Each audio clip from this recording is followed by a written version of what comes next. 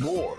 It's Terry Henne and his Farm Show on 100.5 and 790 News Radio WSGW and online WSGW.com.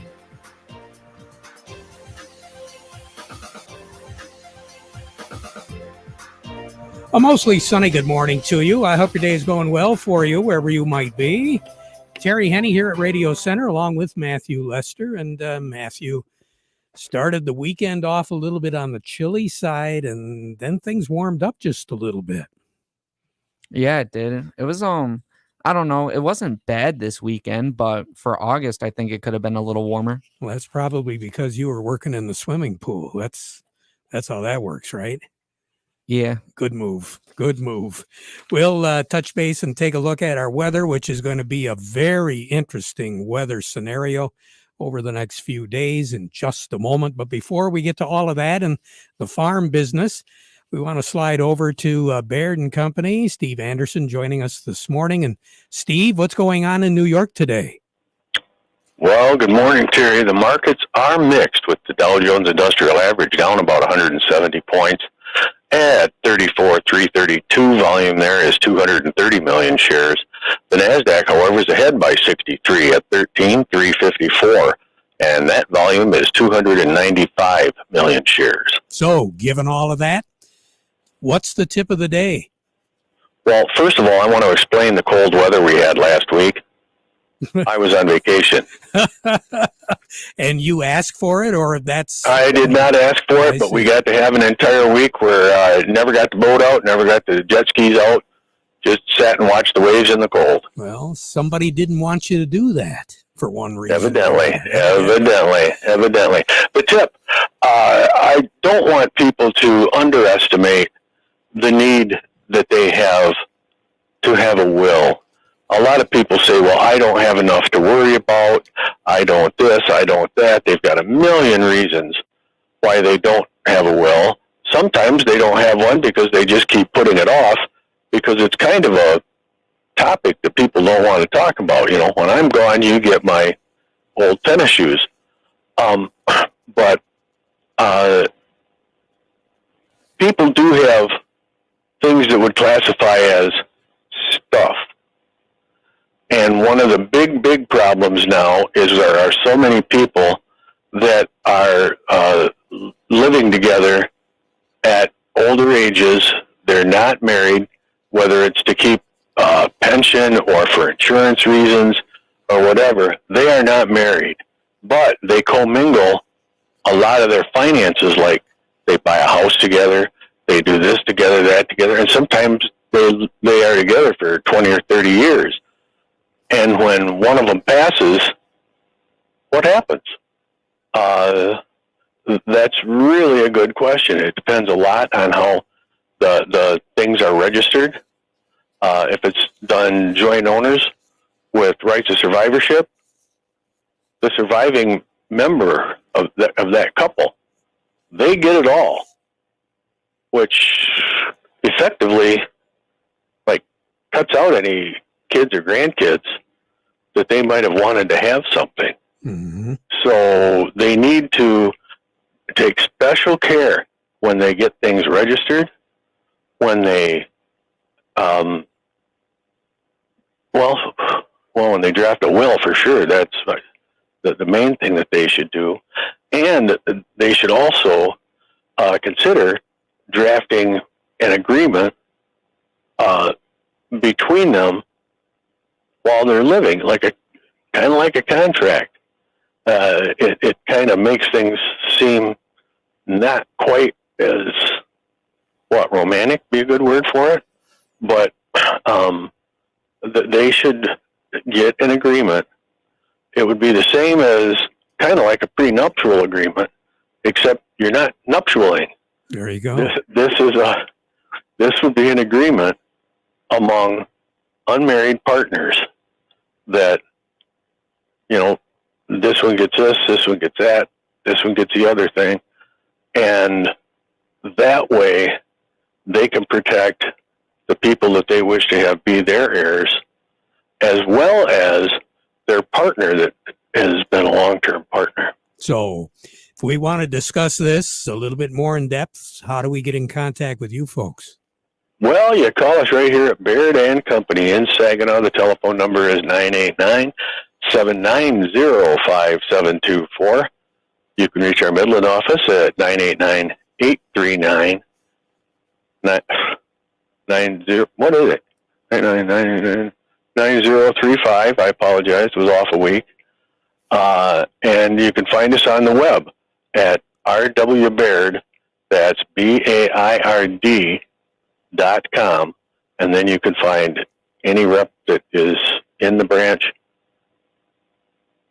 in general, whatever you want to look for. Well, I'll tell you, you made me feel real good. I thought I was the only one that forgot phone numbers. Nowadays it's gotten to the point that you push a button.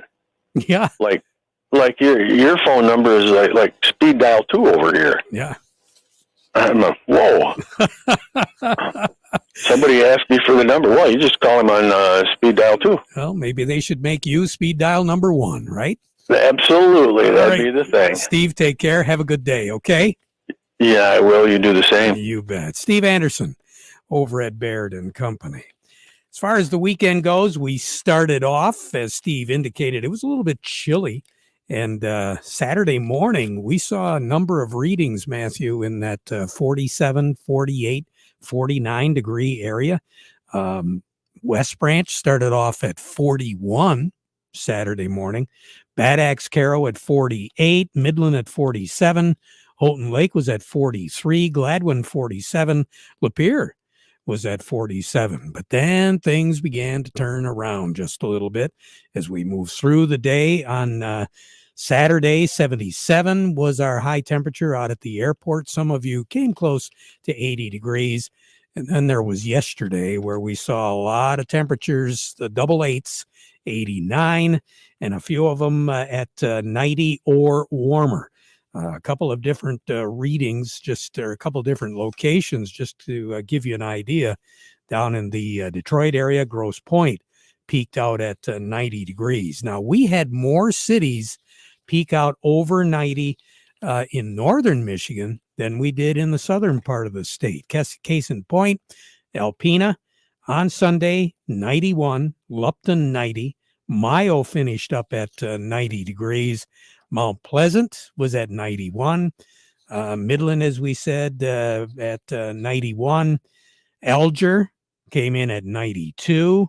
Barton City was at 91. Silver Creek was at 91. That just is a representative sample of some of the temperatures, the high temperatures yesterday. Now, we're going to give ourselves a couple of days or so, and then we'll start to move back up again into that mid to upper 80 degree range.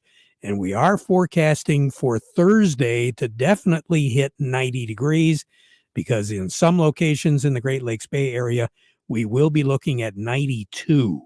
Now, over the weekend, we saw the dome of high pressure with all of the warm temperatures all across the central part of the continental United States. Wichita, Kansas. Now, this is not a heat index. This is on the thermometer, 111. Shreveport, Louisiana, 109. Houston, 108. Oklahoma City, 107. Kansas City, 113. St. Louis, 116.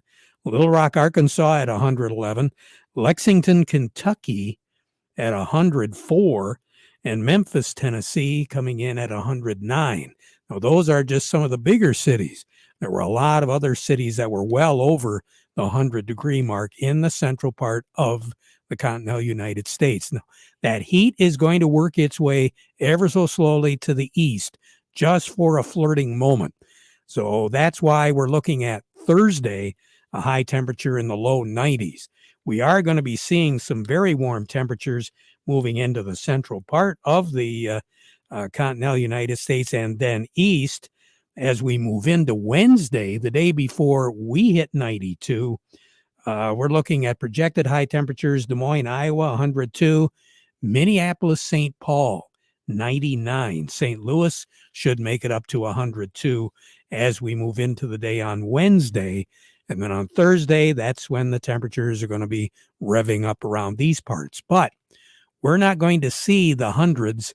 We are going to see the low 90s. And again, that's a function of the lakes and a function of the jet stream, because eventually what's going to happen is that jet stream is going to settle back to the west, and it is going to put us into a cool pattern as we move into the weekend.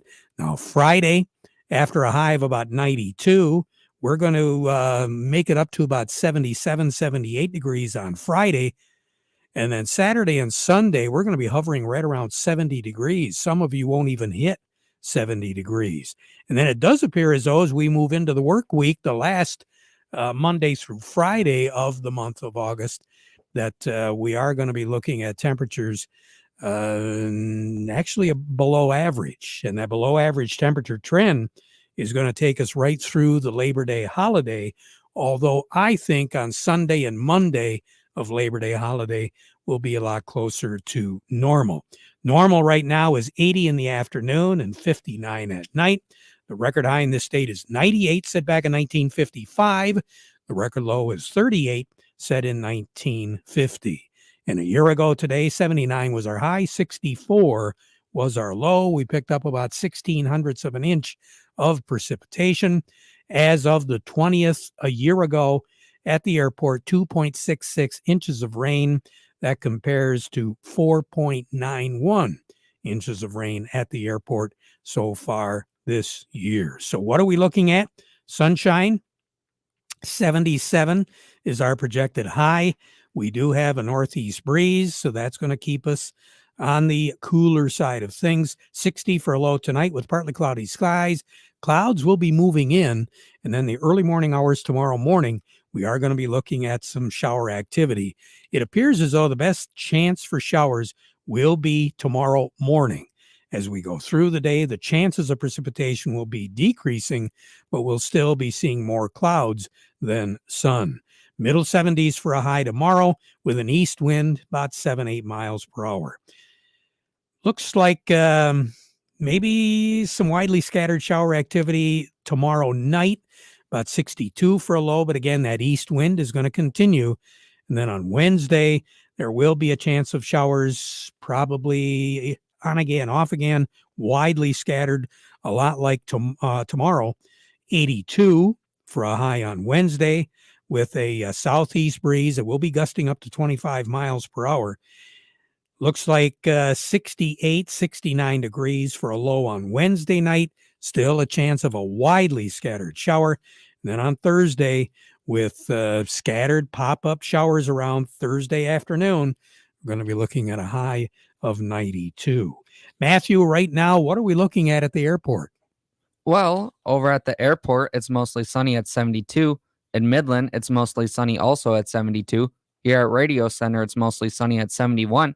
We have northeast winds at 15 miles per hour, and our pressure for the day is 30.27, and it's steady. So it doesn't look like we're going to warm up too much more.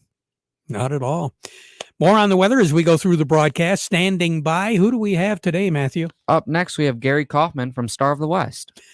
All of that, but we want to remind you the weather forecast brought to you by the folks at Nutrient Ag Solutions. Nutrient Ag Solutions has the local expertise to recommend the corn, soybean, and other seed products that are the best fit for your field. Plus, unparalleled agronomic support with products and services to unlock yield potential and improve crop performance from planting to harvest. Ask about our financing options to help you get more from every acre and lead the field. Visit your local Nutrient Ag Solutions branch or go to nutrientagsolutions.com. Say, do you want to unlock the secret to higher yields? If you're applying dry fertilizer, the key to better yield potential is Titan XC. Titan XC is a fertilizer biocatalyst that unlocks and releases the bound-up nutrients in granular fertilizer, promoting better root uptake and plant growth. Drive performance this season and beyond. Release more nutrition. Expect better results with Titan XC. For more information, visit lpi.ag/unlock or contact your Nutrient Ag Solutions crop consultant today. Farm Service brought to you today by the folks at the Michigan Corn Marketing Board. They want to remind you today, beginning at 6 o'clock this evening, It's the first stop in the Between the Rows tour, which is going to include not only a catered dinner, an input marketing update, a grain marketing update, and a look at the results of the corn marketing program's Michigan statewide yield checks. It starts over in the Langsburg area this evening, tomorrow in Marshall, Wednesday in Ann Arbor, Thursday in Greenville. Then the following week, Monday, Tuesday, Wednesday, Thursday, a little bit closer here, Croswell on Monday the 28th, Kingston on the 29th, Otisville on the 30th, and Dorr, Michigan on the 31st. The annual Between the Rows tour kicking off today with the first stop in Langsburg. We say good morning to Gary Kaufman over at Star of the West. Gary, how you doing this morning? Well, you guys actually got Cody here today. Gary had to step out here this morning. Okay. Hey, how's everything going, Cody? Oh, we're doing well for a Monday, so it seems a little cooler here today than yesterday, so that's always a nice little change of pace here. Now, I noticed before we went on the air that the soybeans were picking up a little momentum. Have we seen that continue? Yeah, soybeans keep hanging on here. They're definitely the leaders here today. They're the only ones in the positive. Corn and wheat seem to be taking a hit here this morning, even with all that weather going on like you guys are talking about. But looking at everything right now, we got cash wheat, that's down 10 at the moment, 573 on the white, 518 on the red. New crop 24 wheat, that's down 7, 656 on the white, 596 on the red. Look over at corn, cash corn is down 6 at 478. New crop corn is down 6 at 427. We're looking over at soybeans. Cash soybeans are up 6 at 1369, and new crop soybeans are also up 6 at 1289. Okay, so first of all, the wheat. We continue to give up ground. What's going on? Man, it seems like wheat just keeps getting beat up, and basically what's kind of going on is you got Russia wheat. They're really dominating that export market, and kind of that run-up we saw a month ago right at the beginning of harvest. Everyone thought maybe with the continued boundings between Russia and Ukraine and the Black Sea grain corridor kind of being shut down or closing, that would open up some doors, or at least open up for U.S. exports as far as in that wheat market. And we have not seen that. We've actually seen Russia pick up their exports in addition to Ukraine's actually finding a little bit of volume going through the Danube River, which is basically, it limits the amount of volume they can export because it's not through the big Black Sea ports, but they are exporting wheat. So that's really pressuring wheat as of right now, which is kind of interesting because you kind of look at maybe some fundamentals across the world. Australia is going through a big kind of drought right now. The drought in the southern plains of Canada, that's been documented recently as that wheat crop's being hit right now. So it definitely seems to just be focused on that export demand front. Maybe not the weather issues kind of worldwide here as concerns of wheat, and that, I guess, like I said, that demand, that Russia dominated export demand is really taking a hit on these markets. So is corn just following suit, or is there an underlying story there? No, corn is definitely following suit. I think corn definitely being pulled by wheat here a little bit this morning. It's kind of, I think, waiting to see. We had the Pro Farmer Crop Tour just starting today. I think you're maybe seeing that, maybe waiting to see some crop conditions, kind of what that crop looks like. It's more or less, I think you just see maybe a little risk off the board. It's definitely being quiet here today. Really, there's really not a lot of corn news. It's just kind of being buoyed right now by wheat. But like I said, soybeans are definitely one that's kind of, I guess, is being most affected by this weather. We're looking at triple digits out west. I think you got little traders a little nervous that that's going to definitely impact that crop more so than corn, which is why you're seeing that discrepancy here this morning. And then the soybeans, what do you think the story is there? Well, like I said, you got that heat that, I think a lot of traders are thinking that's going to affect that crop. But you got bean oil. Bean oil is definitely being the star of the show as late. I think they're headed for its, 6th straight day of gain. That's more or less just in the rising biodiesel demand. And in addition to that, Malaysian palm oil, that rose 1.65% end of last week and beginning of this week, and that's pulling bean oil up as well. And with that goes soybeans. So you got a little bit of demand pull, I guess, from the products, meal and bean, helping soybeans out. And then with this weather, this kind of heat going across the Midwest and Western Corn Belt, that's kind of making traders a little bit nervous, maybe on some grain size, as we kind of some seed size as we look to the future. But that's really what's affecting that soybean market right now. And again, with all of the heat, they're not expecting a whole lot of precipitation either, Cody. No, I think I was looking at something. I think there was minimal for the next 2 weeks. Very limited rain for the next 2 weeks out there. So you got that hot, dry conditions with minimal rain. That's almost like a double whammy when it comes down to it. So I think traders are really going to be kind of on that crop condition report that comes out later today, and then we'll be watching that very closely these next couple weeks. So that could really affect these markets moving forward if it does have a detrimental impact. Now, where are we as far as blossoming goes? I know how locally here, I haven't actually been out here too far today. I don't know if I can give a accurate answer to that. I know that crop around here looks pretty good. As far as where we're at, I am not sure at the moment, to be honest.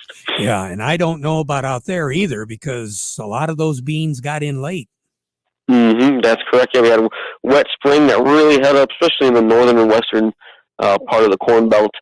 Kind of held that up. But I know basically before this big heat spell, they did get a bunch of beneficial rains. Weather looked actually really good, so I think that helped that crop play a little bit of catch-up, because up until today, we've seen a bunch of gains on the crop condition report the last couple of weeks. So I think that crop's getting back to where it probably should be. But like you said, there was a little bit of delayed planting in a lot of areas, especially western Iowa, Dakotas, southern Minnesota, in that area, that region. Really was a lot later than expected, but I think they were able to play some catch-up. But we'll find out here, I guess, later today and throughout this crop report from Pro Farmer here this week. Yeah, we will. Cody Harris, thank you so much. We'll talk to you again soon, okay? That sounds good. Appreciate it, guys. Right, Cody Harris over at Star of the West. Market report brought to you today by the folks at Thumb Bank, serving agriculture for well over 125 years. Now they've got 13 locations throughout the Thumb and the Great Lakes Bay region. Thumb Bank, where relationships are built on trust. And by the folks at Schaefer and Beerline, the new Ram truck inventory is in at Schaefer and Beerline. So if you're in the market for a new Ram 1500, a Ram heavy-duty pickup, a ProMaster van, or a Ram commercial truck, and you want to buy with confidence from a dealer that knows what customer satisfaction truly is, now's the time to get a hold of Schaefer and Beerline in Frankenmuth, where family and service sells cars. Farm Service brought to you today by the folks at Ed Raymond & Sons, quality clothing and shoes since 1919. Carhartt, Red Wing shoes and boots, Stormy Cromer accessories, all available today. At 151 West Broad Street in Chesaning, Ed Raymond's. Who do we have up next, Matthew? Up next, we have Eric Sawaski from Yo and Yo. Good morning, Eric. How you doing? Doing great, Terry.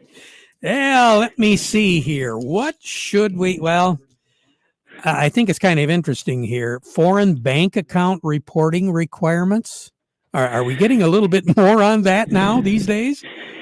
Yeah, it's something the IRS is really looking at, and sometimes people have accounts outside of the U.S. for different reasons. Either they have business dealings outside of the U.S., or maybe they were Canadian, lived in Canada for a while, being we're that close to the border there, but the IRS really has their eye on foreign bank accounts. So if you have a bank account in any country outside of the U.S., one account or multiple accounts, if in total they have over $10,000 US during the course of a year, the IRS requires you to report all those foreign bank accounts and information about them on a tax return that actually goes along with your personal taxes every year.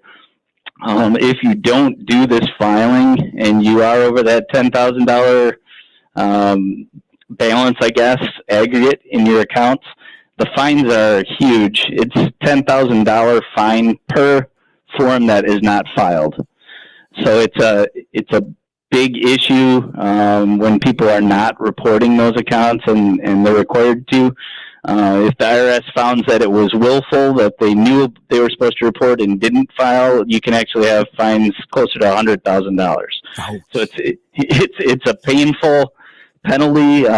So one, it's good to be aware if you do have foreign bank accounts that you're looking at what needs to be reported there. And really, they're just kind of looking to make sure there isn't overseas income, because as a U.S. citizen, you have to pay tax on all your foreign income, even if you're here living in the U.S. or living in another country. All of that has to be reported. So they're just looking for income that's not being disclosed on the U.S. tax return. Good. But those fines are hefty. Good information. Eric, you take care. Have a great day, okay? You too, Terry. Will do. Eric Sawatsky over at Yo and Yo Accounting. We have Jerry Samolsky, Matthew. Yes, we do. Jerry, good morning. We better get some work done before we got to work in heat and humidity again. That's right, Terry. You know, a lot of people are always hesitant when they have new lawns or new seedings to mow them the first time. You know, you want to mow them when the grass needs mowing. Don't wait if it's at 2 or 3 inches in height. That's, you know, you want to mow about that height. So at least for the first few mowings to establish. And after that, it helps grass spread out and go. So don't hesitate. If the grass looks like it needs mowing and you just seeded it, then mow it. It's going to be just fine. You take care. Have a good one, Jerry.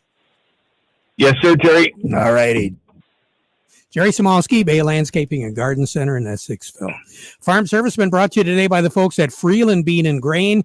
You got any issues, any problems, and you have to get some questions answered, just get a hold of Vic Huffer over at Freeland Bean and Grain. Serving you since 1983, where serving you is their business. Our national anthem is next. Do you have a yield monitor in your combine? Do you print off a pretty picture every year, but you don't know what to do with it? Why don't you have PC Ag Solutions analyze your data to help you make profitable decisions for the upcoming season? We can help you analyze your data from your planter, sprayer, or combine and compare it to your soil types and nutrient availability. Anything from the planting date to your speed, population, and variety to elevation, drainage, and in-season applications. We can help you make the most profitable decision on your farm. Call us today. 989-868-4444. It's time to think about your pig.